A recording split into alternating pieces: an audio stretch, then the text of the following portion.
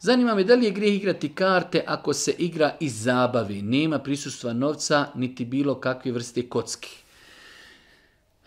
Generalno, osnova je da je to dopušteno. Osnova je da je to dopušteno sve dok tu nema kocke. Neće to biti razlogom da ne daj Bože zapostavimo neku obavezu. Nećemo, čujemo ezan u džamiji, ne, hajde nastavit ćemo igrati karte.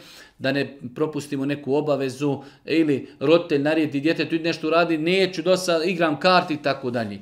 Znači igrati karte ako se ne igra za novac.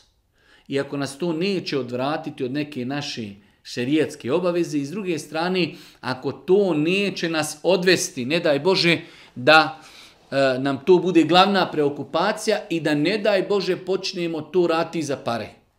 Onda insan treba to da prekine.